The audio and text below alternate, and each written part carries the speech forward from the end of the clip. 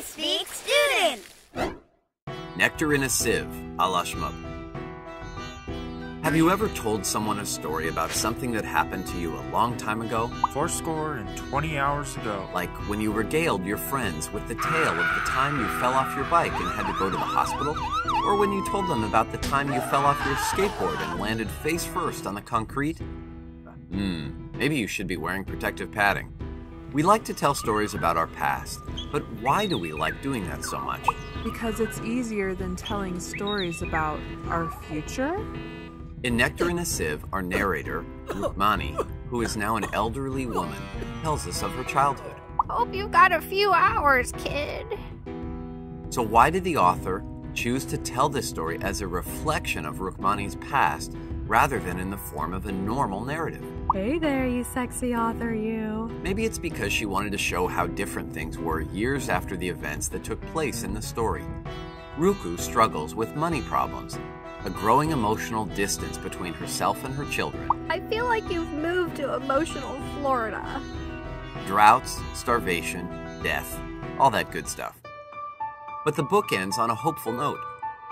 So perhaps we're supposed to see how all those struggles, the strikes at the tannery, the overcoming poverty, the resilience in the face of tragedy, all win out over desperation and despair in the end. Or could it be that the author doesn't want us wondering whether or not Ruku is going to die?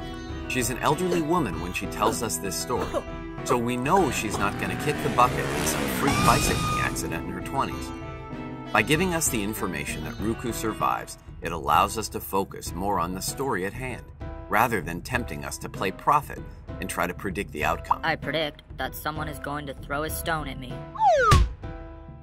On the other hand, are we supposed to see not how the world around Ruku has changed, but how she has changed? Thank you for noticing. Has she become more or less optimistic as a result of her hardships? Has she lost faith in love and goodness in the world, or did her experiences enforce her positive attitude? Does she have regrets? Regrets? I've had a few.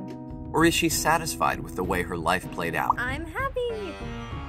We wouldn't be able to answer these questions, or to even ask them, really, if the story were being told as it unfolded.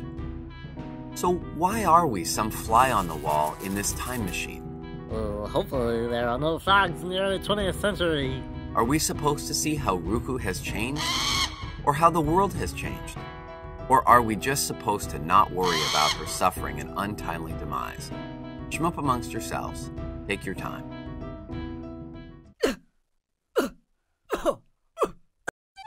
Subscribe to check out more equally fantabulous videos. You should see the subscribe button just below this one. If you're having trouble locating it, we recommend you watch our video, How to Find the Subscribe Button.